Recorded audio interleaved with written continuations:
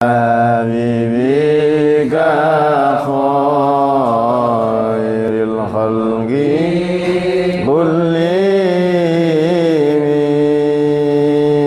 wa man huwal ayatul kubrali mu'tabirin wa man huwal ni'matul uzmali muhtamimi saraita min haramin laylan ila haramin kama saral badru fi ulami maulaya fadli wa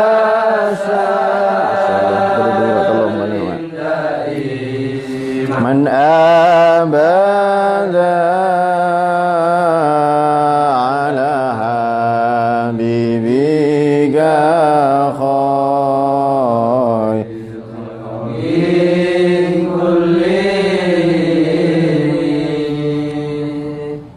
Assalamualaikum warahmatullahi wabarakatuh. Bismillahirrahmanirrahim. Al-Fatihah.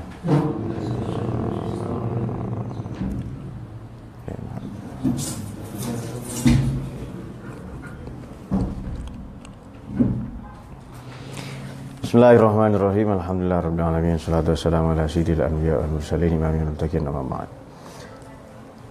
Kita akan lanjutkan kajian Kawakibud Durriyah fi Madhi Khairil Bariyah atau burdah ini pada bait yang kesekian tentang Al-Qur'an ya. Bismillahirrahmanirrahim, seperti sudah dibaca tadi. Qala al-muallif rahimallahu ta'ala bihi wa nafa'ana bihi wa bi'ulumihi wa amaddana bi maddatihi fid din wa dunya wal akhirah. Laha ma'anin kamaujil bahri fi madadin wa fawqa jawharihi fil husni wal qiyami. Amma tu'addu wa la tuhsa ajaibuha wa la tusamu 'alal iksari bis-sa'ami. Qarrad biha 'ainu qariha fa qultu lahu laqad zafirta bihablillahi fa'tasimi. Laha ma'anin kamaujil bahri. Bagi ayat-ayat Al-Qur'an itu khabar muqaddam ya. Ma'anin kamaujil bahri, terdapat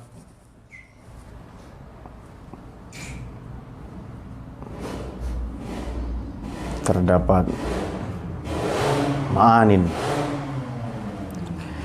terdapat makna-makna kamaujil bahri seperti ombak di lautan, fi madadin, jumlahnya, fi madadin dalam hitungannya. Makna-makna dalam Al-Quran itu tak terperi, intinya itu tak terbatas, seperti ombak di lautan. Apa ombak itu pernah selesai? Dia tidak pernah selesai sampai kiamat itu.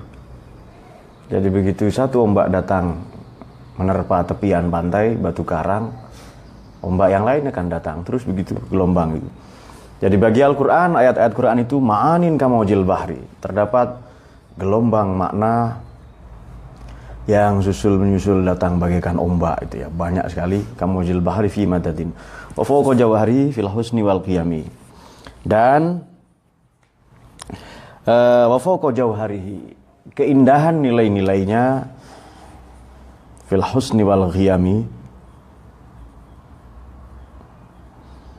wa fawqa jawharihi fil husni. Jauharihi ini samudra, mutiara-mutiara yang ada di laut ya. Dan keindahan nilai-nilainya, keindahan kebaikan dan nilai-nilainya, meloncat sedikit ya, fil husni wal qiyam. Qiyam ini qimah, nilai, melampaui mutiara yang ada di lautan.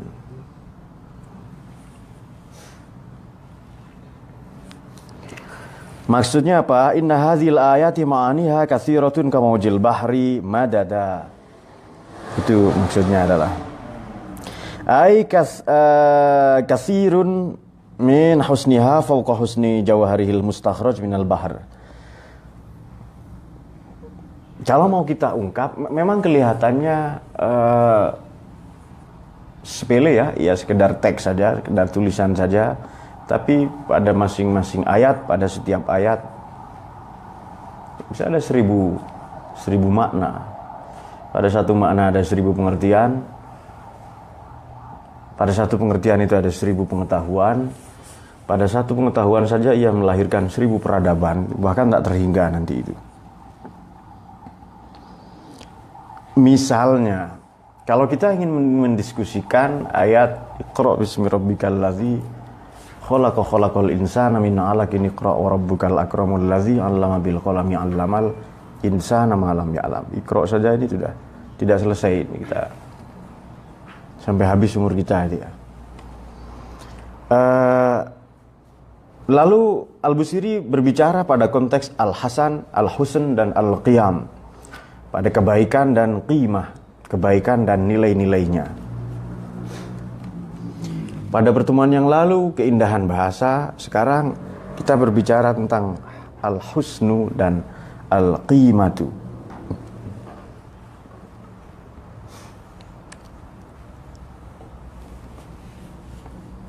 Minal bahri fi husniha, ini dia yang kita baca barusan. Wa fawqa jawahri fil husni wal qiyami, atuna qawli al-bahri bi madadin ay wala ma'an fawqa al-bahri. Al-mustakhraj minal bahri fi husniha al-badi' wa fi qadriha. Dan pada kadarnya itu, pada kemuliaannya itu, pada nilai-nilai yang terkandung di dalam Al-Quran itu sungguh melampaui mutiara-mutiara yang ada di lautan. Orang ini kalau mau mengambil mutiara, dia harus bikin perahu. Ia harus berlayar ke tengah samudra, ke tengah lautan, kemudian masuk ke dalamnya, menyelam, baru nanti ia akan dapatkan mutiara. Nah, apakah ada orang-orang, mungkin ada jalan pintas ya. Sekarang ini kan generasi shortcut. Shortcut itu apa? Generasi potong kompas itu shortcut itu. Sudahlah, nggak usah belajar, beli buku saja, beli terjemahannya saja. Sudahlah, nggak usah menggali makna-makna Al-Quran lah. Gitu.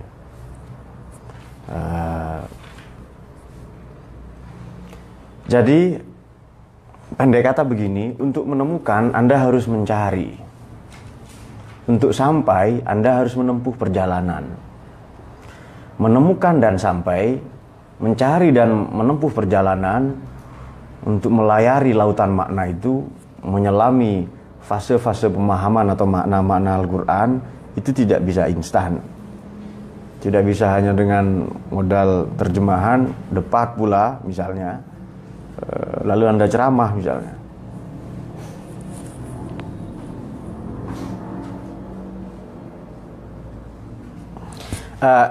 Begitu pula dalam di sini sama ya, fi qadriha wa syarafiha.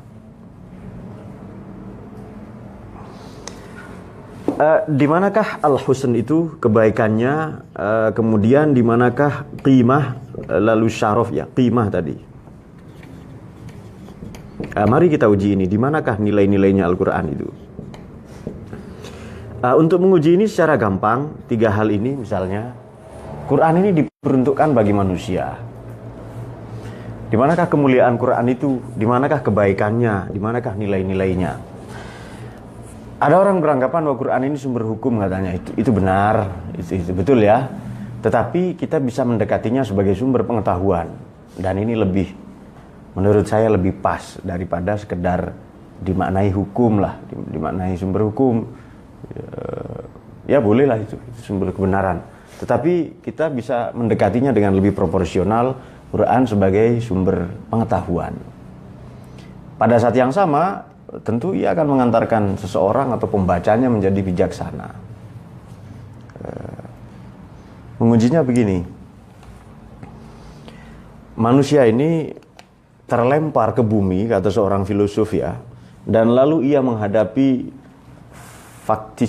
faktisitas dalam hidupnya, kemewaktuan dalam hidupnya, itu kata Heidegger ya.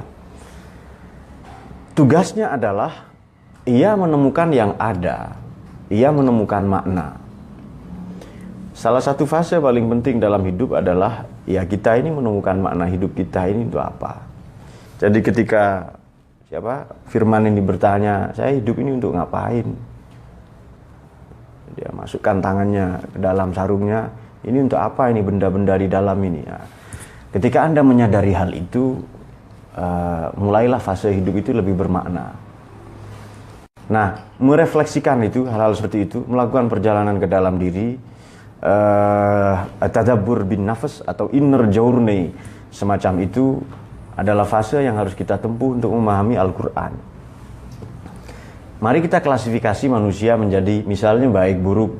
Di Quran ada nifak, kemudian ada orang yang mencampur adukkan kebaikan dengan keburukan itu, la talbisul haqqo bil batil. Kemudian ada sikapnya orang ketika membaca Quran, lalu sabiqun bil khair, dia berlomba-lomba kebaikan ya. Fastabiqul khairat ya. Sekarang fastabiqul politik gitu. Nahdlatul politik, Nahdlatul bank, kebangkitan bank dan sebagainya itu. Saya ada tulisan tentang itu iseng-iseng juga. Nanti kita keluarkan lah itu. Pertama, orang menyikapi Quran itu lalu dia berlomba-lomba kebaikan. Kemudian ada dan di antara mereka wa minhum muqtasid, ada orang yang tengah-tengah. Ya, sholat iya, nyolong iya itu. Baik juga, buruk juga itu ya. Kemudian ada juga sebagian dari mereka yang ketiga kemarin itu loh, wa minhum. Ada yang sabiqun bil khair, kemudian ada yang dan yang ketiga adalah zalim pada dirinya sendiri atau menganiaya dirinya sendiri. Nah, secara gampang ayat-ayat seperti tadi kepada orang awam saya sampaikan 3 tipologi manusia. Pertama adalah kumbang kotoran, itu ingat ya. Ingat ya, dia pergaulannya dengan kotoran, dengan tai kambing atau kotoran sapi itu. Pergaulannya di sana, rumahnya di sana, yang dimakan ya itu saja itu. Fase yang kedua adalah lalat itu. Ya, kopi dia juga mau, kemudian macam-macam ini juga mau. Ke WC juga dia mau itu, dan memang rajin ke sana. Kemudian yang paling tinggi yang sabiqun bil khair tadi adalah seperti tawon gitu. Nah, kalau ketemu dengan ayat-ayat seperti itu, di manakah posisi kita sebenarnya? Jadi kalau Al-Quran itu tidak melukai kita, tidak pernah menyinggung perasaan kita, maka sebenarnya kita perlu dicurigai bahwa jangan-jangan kita termasuk yang golongan yang ketiga tadi itu. Ada cerita orang riya ya di Quran itu. Itu bukan cerita orang-orang di zaman Nabi, bukan para Nabi. Quran itu bercerita tentang keadaan kita saat ini. Sebab ia selalu kontekstual. Ada nilai-nilai itu. Nilai itu berubah nggak? Berubah. Buktinya?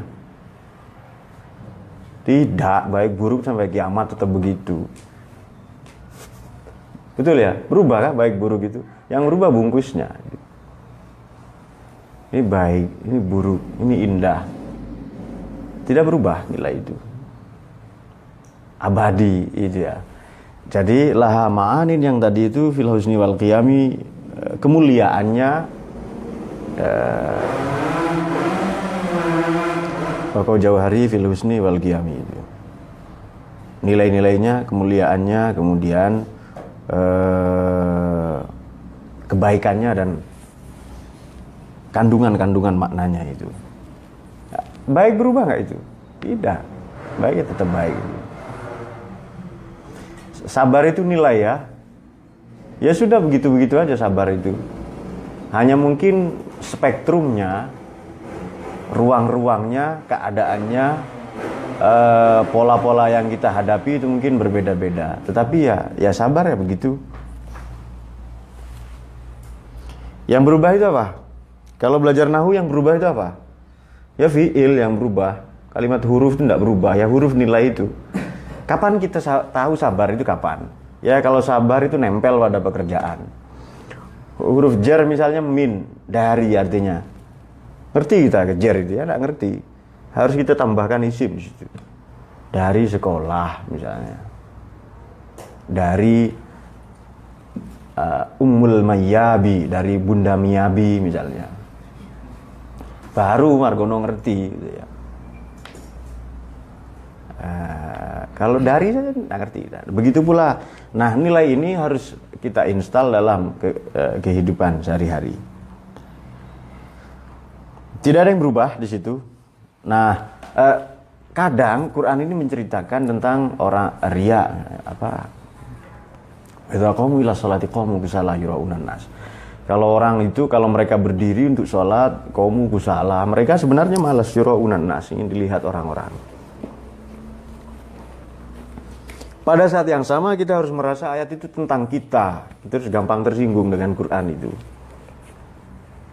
Ada orang yang memperolok-olok Tuhan, memperolok-olok sesamanya, dan dia memperolok-olok Tuhan sebenarnya. Innama nahnu mustahzi'un, yang begitu itu loh. Idza khalu ila syayatinihim qalu inna ma'akum innama nahnu mustahzi'un.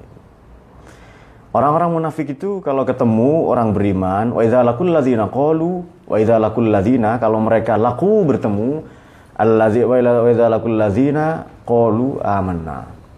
Wa idza laqul ladzina amanu qalu amanna. Kalau mereka laku bertemu dengan alladzina amanu, orang-orang yang beriman, qalu, mereka lantas berkata, amanna, saya beriman. Tetapi pada saat yang sama, sepersekian detik kemudian, wa idza khalau ila syayatinihim, kalau mereka kembali ke setan-setan mereka, kelompok mereka, qalu innama nahnu mustahzi'un, saya hanya mengejek mereka kok, hanya memperolok-olok mereka. Nah, orang-orang bermuka dua seperti itu, jangan-jangan kita sendiri. Orang-orang munafik seperti itu, jangan-jangan kita sendiri. Bungkusnya saja yang berubah tadi itu siapa yang Zaki tadi. Coba dari setiap kejahatan ada yang baru nggak itu? Pembunuhan, pemerkosaan baru nggak itu? Itu sudah klasik itu yang paling tahu itu, yang pencabulan itu sudah klasik itu. Sampai kiamat akan tetap ada pelacuran, pembunuhan. Cuma sekarang mungkin bentuknya berubah saja. Formatnya mungkin lebih canggih lah. Ada misalnya sekarang kejahatan korporasi. Kejahatan korporasi. Atau white collar crime. Kejahatan kera putih. Kolor ini seneng, ini siapa? Falah itu ya. White collar crime. Di pedagang-pedagang di pasar udah ekstrim itu. Tali kutang 1000 sak masangi katanya. Tali kutang itu 1000 plus masangnya juga katanya. White collar crime, kejahatan kerah putih. Ada orang yang bajunya kerah bajunya putih. Itu maksudnya adalah para pejabat itu, kerah putih. Siapa saja para pejabat itu? Bahri tahu? Pemerintah itu siapa saja? Ya. Ya boleh. Ada lembaga pemerintahan itu, ada yang membuat undang-undang, namanya lembaga legislatif. Ada pelaksana undang-undang namanya eksekutif, presiden sampai RT itu eksekutif itu. Meskipun RT, meskipun busuk lah bau tembakau atau apa, itu tetap eksekutif mereka sebenarnya. Ada juga yang pengawas undang-undang, lembaga peradilan, namanya lembaga yudikatif itu. Include di dalamnya ya Mahkamah Agung, pengadilan, Mahkamah Konstitusi, Komisi Yudisial dan sebagainya. Yudisial, sosial dan sebagainya lah itu. Kurang lebih seperti itu. Kejahatan korporasi misalnya. Ketika di kampung kita dulunya hanya dokar, andong, delman sama becak ya. Begitu datang mobil mikrolet, mulailah dokar ini tersisih. Ya. Begitu datang bis, mikrolet lah yang tersisih. Begitu datang kereta api, kereta cepat, pesawat terbang, nanti semuanya merasa tersisih. Ya demikianlah hidup sebenarnya. Dan seterusnya. Jadi Quran ini memiliki banyak makna, banyak nilai, tergantung kita mendekatinya bagaimana. Kalau Anda seorang petani, seolah-olah Quran itu berpihak kepada Anda. Kalau Anda seorang guru, ya Quran berpihak kepada apa firman? Kepada murid, ya kepada guru. Apa saja kalau Anda seorang politisi, seolah-olah Quran itu membela Anda, ya kan? Politisi P3 mengatakan begini ke Golkar, la taqrabu hadhihi syajarata fatakuna minaz zalimin. Jangan deketi pohon beringin ini, nanti kamu termasuk orang-orang yang zalim, ya kan? Maka yang dekat pohon beringin jadi Setia Novanto, korupsi EKTP. Kemudian yang siapa lagi yang dekat pohon beringin itu banyak sekali lagi. Ada mitos-mitosnya kan itu kan. Kenapa bukan pohon jambu saja ya kan, pohon sawu atau pohon salak ya kan? Kenapa harus beringin itu? Bisa saja di politisi sedemikian rupa itu.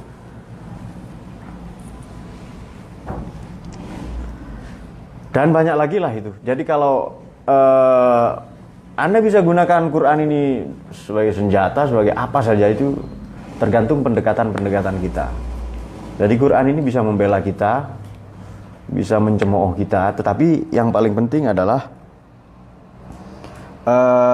orang-orang yang sampai kepada nilai Al-Quran ini adalah mereka yang mencarinya. Baik, bait berikutnya fama tu'addu wa la tuhsa ajaibuha wa la tusamu 'alal iksari bisami.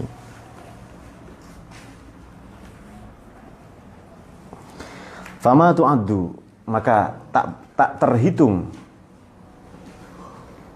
wala tuhsa dan tak terbatas atau tak terperi ajaibuha, keajaibannya Al-Quran.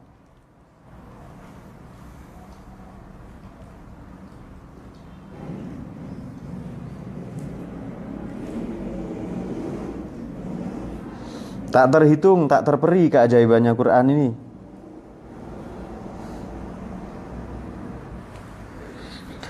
Wala tusamu, dan tidak pernah membosankan alal iksari bisami. Tidak pernah membosankan makna-makna Al-Quran alal iksar, meskipun banyak sekali. Bisami ini disebar atau bertebaran. Meskipun maknanya banyak, sebagian dari Quran ini kan banyak repetisi, pengulangan-pengulangan. Tetapi kita tidak pernah bosan. Misalnya ayat atau surat yang paling sering diulang-ulang adalah As-Sab'ul Masani, 7 ayat yang 7 ayat yang diulang-ulang. Maksudnya apa, Margono? Surat Fatihah itu ya. Ya namanya sudah Margono sekarang, enggak apa-apa. Margono 1, Margono 2, seperti Bonobo waktu itu. Tidak pernah membosankan kita baca Fatihah itu. Coba Anda makan apalah itu. Download terus siapa? Kakek Sugiono itu, Bunda Miyabi terus itu, enggak berhenti-berhenti itu. Itu pasti bosan nanti. Tapi kepada Quran kita tidak pernah bosan. Setiap hari kita baca Fatihah itu. Setiap hari kita baca Al-Ikhlas itu, Qul Huwallahu Ahad. Tapi ya enggak bosan-bosan. Kenapa? Karena itu surat paling pendek dan menurut kita paling pas lah baca di mana-mana, enggak perlu terlalu lama. Sekarang begini, kenapa Quran tak terbatas? Kenapa Quran tak terperi? Kenapa tak terhingga? Kenapa? Ada yang tahu kenapa? Karena bersumber dari yang tak terhingga. Itu pendekatan pertama. Betul itu. Dia bersumber dari yang tak terhingga, yang tak terbatas, yang kodim, yang apa kodim artinya? Kodim sini itu loh, yang tentara-tentara itu kan kodim itu. Yang kodim apa artinya? Yang eternal. Itu pendekatan pertama. Nah, pendekatan kedua, betul itu. Yang kedua adalah kenapa Quran ini tak terperi, tak terbatas, tak terhingga nilai-nilainya? Zaki, kenapa?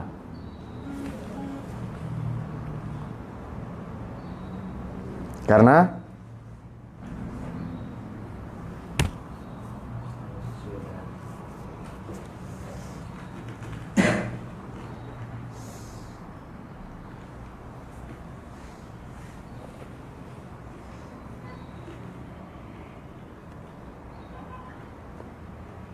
Ia bersumber dari zat yang maha benar, yang maha tak terbatas. Yang kedua adalah kita bisa menguji dari sini. Asma Allah ini adalah Al-Basit, ya.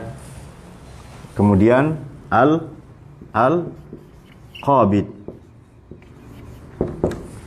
Pernah tahu maknanya apa ini? Ada yang tahu apa? Al-Basit maha menghamparkan, Al-Qabid maha menyempitkan.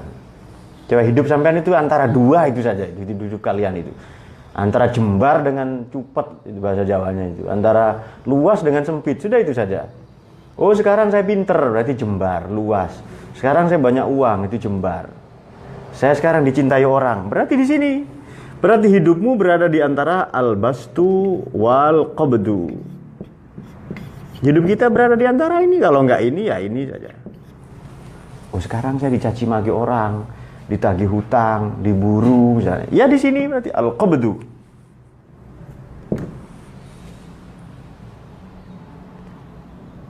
Berarti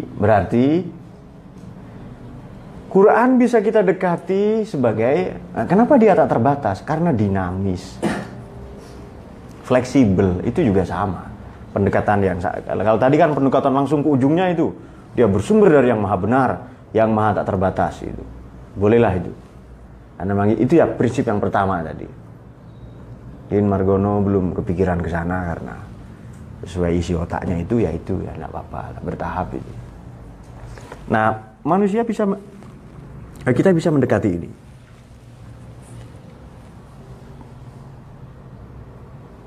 Orang macam siapa? Firman ini dibenci oleh segala jenis wanita. Berarti Anda di sini. Al-Qabdu. Kenapa? Karena Allah yang maha Al-Qabid, yang maha mempersempit. Allah ini Ar-Rafi', maha mengangkat derajatnya, yaitu meninggikan. Lalu dia juga Al-Mudil, Al-Muzil, maha merendahkan. Al-Mudil ini menyesatkan. Nanti pelajari lagi Asmaul Husna ya. Itu di perpus ada buku tebal ya kali. Jadi kalau ngaji saya bawa itu. Berarti hidup kita di situ-situ aja itu. Persoalan nggak itu, Bahri? Persoalan nggak itu? Persoalan ya? Di mana persoalannya? Ya? Tidak, manusia itu fleksibel tadi. Margono, di mana persoalannya? Ya? Oh, enggak ada ya. Burhan, di mana persoalannya? Persoalan nggak manusia antara di sini dan di sini itu? Di mana persoalannya? Terombang-ambing, betul ya. Hamzah, di mana persoalannya? Sudah gini saja. Sampean kaya dengan miskin sama-sama menimbulkan masalah nggak? Ya, masa bukan persoalan itu? Bodoh bukan persoalan. Bodoh dengan pintar sama-sama persoalan. Tapi kalau lebih memilih, pilihlah jadi orang pintar. Ini al-bastu ini luas. Ilmunya luas, pergaulannya luas, wawasannya macam-macam lah itu. Kalau ini sempit, kenapa kok sedih? Bahasa Jawanya ngelentruk itu. Ya saya dihina, saya dicaci, saya diketawain kodok, diketawain cebong dan sebagainya lah itu. Berarti di sini. Kalau langsung ke seperti dikatakan Fauzi tadi, sumbernya ya di sini. Al-Basit. Kalau langsung ke sumber itu. Nah, pendekatan dengan cara tadi itu bisa lah itu ya. Kalau ilmunya memadai. Kalau belum, pendekatannya di sini. Ini pendekatan Tuhan, ini pendekatan versi manusia. Sekarang testimoni. Kalau kalian dapat uang, senang atau tidak? Firman, nonton Miyabi senang apa enggak? Cepat. Loh. Falah ini dapat sanjungan, dapat pujian misalnya dari calon mertua, seneng ya? Seneng nggak itu? Nggak seneng. Kenapa nggak seneng?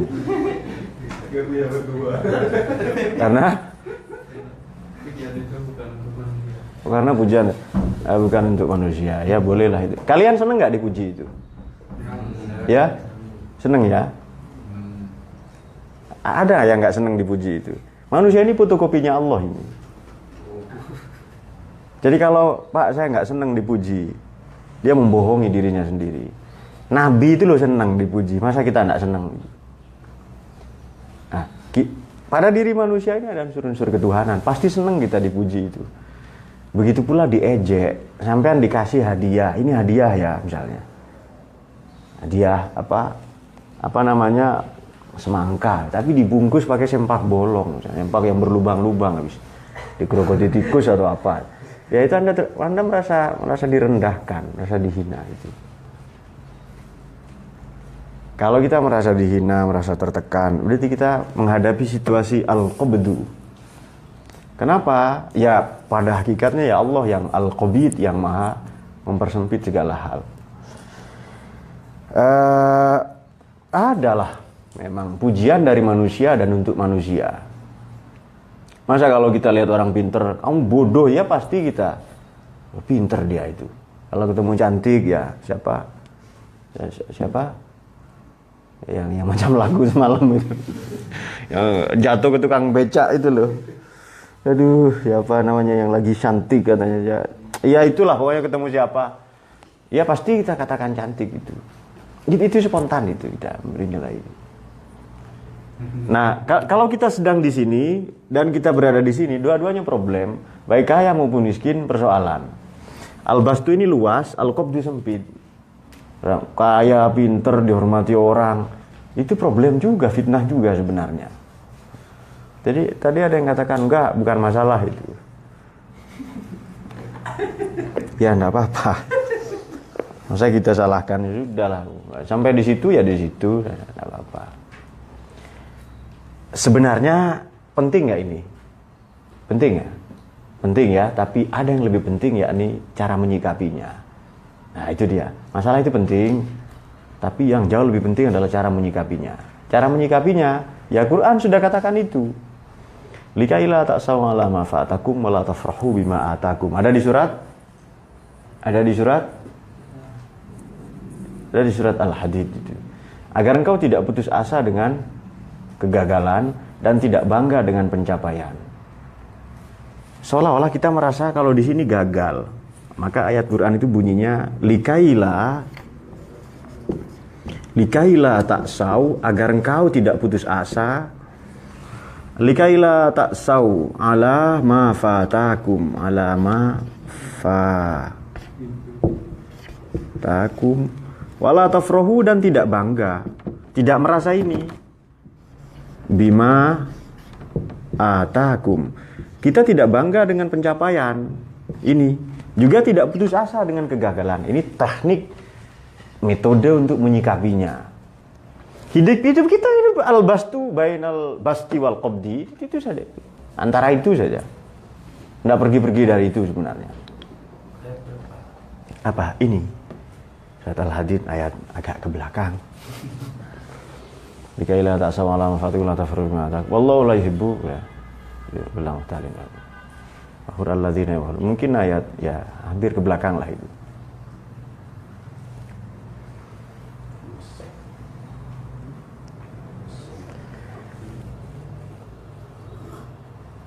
Saya kira sampai di sini saja ya. Likaila ta'saw ala ma fatakum la tafrahu.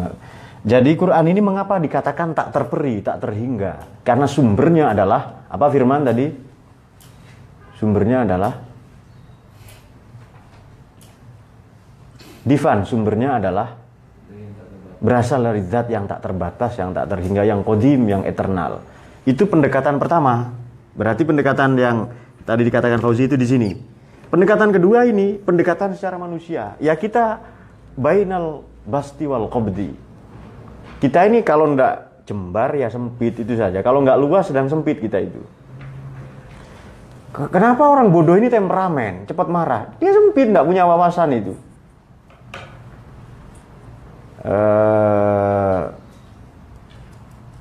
Kenapa orang miskin ini misalnya mentalnya ya bukan miskin. Apa minder ya karena dia merasa sempit itu. Jomblo juga, kalau Anda jomblo di sini, Anda sedang di posisi fil qabdi itu. jomblo misalnya. Tapi kalau di luhur di pesantren ini, Anda jomblo fisabilillah. Nah, itu cara menyikapinya. Memang jomblo di sini, tapi la ta'sau ala ma fatakum, kau tidak putus asa dengan kegagalan. Memang kelihatannya berprestasi misalnya. Dia berprestasi, tapi dia tidak menganggap prestasi. Menulis buku apa, dia anggap seolah-olah tidak nulis buku itu loh, biasa gitu loh. Loh, buku ya santai loh. Oh iya buku ya, lalu dia santai saja. Apa sebab? Karena prestasinya masih banyak. Ya. Beda dengan Margono yang dia datang kamar mandi, bawa HP, dia bikin quote misalnya. Renungan kamar mandi. Dan seterusnya. Jadi, al-husnu asyaraf al-qimah dari Quran, kebaikan, kemuliaan, dan nilai-nilai dari Quran bisa kita uji dengan dua perspektif ini, dengan dua pendekatan ini. Nah, yang paling baik adalah tadabbur bin nafs, menyelami, memasuki, merefleksikan, merenungi, melakukan perjalanan ke dalam diri. Jadi masuk ke dalam dirinya. Ada ayat tadi itu loh. Ini ayat tentang orang munafik. Ini ayat tentang saya sebenarnya. Ini Hairus yang tahu persis itu. Dibaca jahannama khalidina fiha, jahannama yaslaunaha wa bi'sal qarar. Loh, ini tempat saya. Ini tempat yang harus kita jauhi maksudnya. Saya kira demikian. Paham ya? Cuma ada dua bait yang kita baca. Satu, Quran maknanya tak terperi, tak terhingga. Yang kedua, ia tak terbatas kebaikan, kemudian kebaikan nilai-nilainya. Bait yang kedua ini mempertegas itu. Quran tidak membosankan. Ada nggak orang bosan baca Quran itu? Yang ada sebenarnya males itu. Sering keseleo baca Quran ya, karena jarang baca. Semakin sering itu tidak.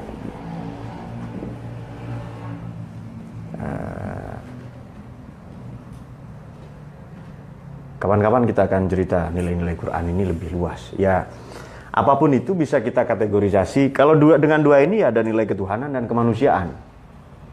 Include di dalam nilai kemanusiaan itu apa? Apa? Nilai-nilai universal dari Quran itu apa? Ya nilai tentang apa? Moral. Nilai keadilan atau watoniyah kebangsaan. Ini abadi, tidak berubah nilai itu. Kemudian apa lagi? Spirit tentang jadi kalau yang berhubungan, yang pertama hubungan Tuhan, yang kedua kemanusiaan. Apa nilai-nilai yang ada pada kalian itu? Cepat, satu. Kok tidak cerdas kalian ini? Udah banyak kemunduran pada kecerdasan ini. Satu, cepat. Nilai kemanusiaan itu apa saja? Sibul, cepat. Baik. Apa? Baik itu apa? Baik kambing, baik bagi kucing. Apa? Apa? Berarti apa itu? Berarti peduli itu. Ruangnya banyak, bisa menolong, bisa membantu, mengulurkan tangan. Diulurkan tangan lalu nggak diulur lagi. Kemudian apa lagi? Keadilan. Wah itu luas. Bentuknya banyak sekali. Apa lagi? Nggak tahu. Bisa toleransi. Kemudian apa lagi? Ya bolehlah. Apa lagi? Apa yang ada pada kita itu? Ini berarti kalian belum punya tanggung jawab. Itu juga nilai itu. Tanggung jawab masuk dalam segala hal nggak? Kalian jadi anak, jadi bapak, jadi kakek, jadi suami, jadi banci, semuanya nanti akan Berarti tanggung jawab itu nilai universal. Ada dalam segala hal itu. Saya jadi kambing, saya dipertanggungjawabkan nanti. Saya mau jadi cacing. Apa lagi? Zaki, amanah, iya. Apapun fase-fase hidup yang kita jalani ya, tetap ada kredibilitas atau integritas moral, al-amin. Bahkan Nabi sendiri sudah contohkan itu. Nah, nilai-nilai seperti itu, di samping ya, nilai tentang kebangsaan, ketuhanan, kemanusiaan. Kita ini kadang belajarnya macam Fauzi terus, di sini terus. surga, neraka misalnya, aras misalnya, lauh mahfud misalnya. Sampai dia lupa. Jadi harus kalau begitu Fauzi mau terbang, tarik cepat ke bawah lagi. Gitu. Sipul itu tukang tarik itu bisa. Gitu. Kita kadang bicara yang tinggi-tinggi, sudahlah nggak usah bicara surga neraka, itu bicara tentang manusia biasa, gitu. Supaya down to earth, supaya membumi. Jadi nilai-nilai yang ada di Quran itu nilai-nilai universal. Artinya apa? Orang yang non-Islam bisa lebih Islami daripada orang Islam. Ada saudara saya, tetangga saya, atau saudara kita yang Konghucu, akhlaknya baik. Tapi yang ngaku Islam justru bejat itu. Banyak sekali. Apa agamanya yang salah? Ya, yang salah cara menyikapi al-bastu wal-qabdu.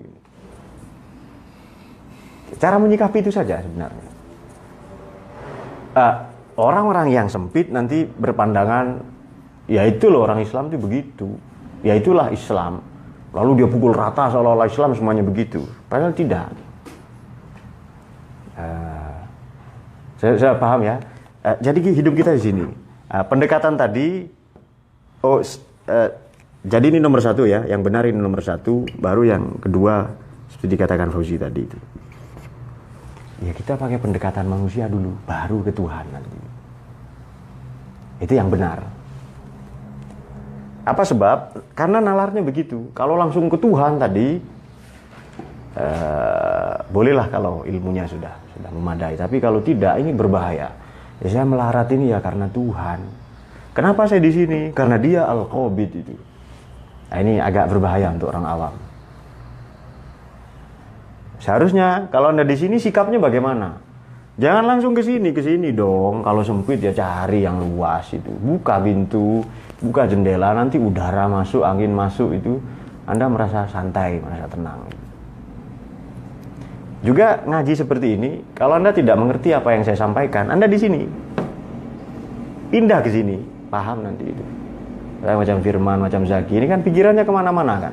Nggak di sini kan. Sebagian di kerupuk, sebagian di apa. Aduh, tadi lupa saya garuk tuh. Kemudian dia memasukkan tangan ke dalam sarung, mau kemana itu. Kenapa saya tahu? Ya saya sudah lama ngajar itu. Jadi saya sudah di sini, saya sudah tahu wajah-wajah kalian seperti apa. Tapi enggak apa-apa lah. Jadi kalau baca Quran, pakai perspektif ini dulu, baru ini. Kalau Anda mengalami malapetaka, hidup di sini dulu. Apa seterusnya manusia itu begini? Sempit terus, bodoh terus, dianiaya, dihina terus, sakit terus, misalnya. Tidak. Biasanya setelah sakit mati. Biasanya setelah miskin tambah melarat, tambah bangkrut. Berakit-rakit ke hulu, ya berakit-rakit ke tepian. Nah, gimana itu? Berenang-renang ke tepian. Sakit-sakit dahulu dan tidak ada senang kemudian. Sakit terus pokoknya itu. Saya kira demikian. Jadi 2 poin ini sebenarnya, dan ini tadi sebagai bentuk refleksi pada diri sendiri, tadabbur bin nafas. Kalau ini kita langsung ke Tuhan. Nah, ini hanya untuk orang-orang yang berilmu, yang berpendidikan, yang tahu lah. Kalau ini bisa kita pakai siapa saja ini. Jadi kalau kenapa saya kok miskin? Ya karena kamu tidak kerja itu. Karena kamu dan seterusnya lah itu. Tapi pakai pendekatan manusia. Saya kira demikian, mungkin ada pertanyaan. Semoga kita semua mendapatkan barokahnya Al-Busiri rahimahullah.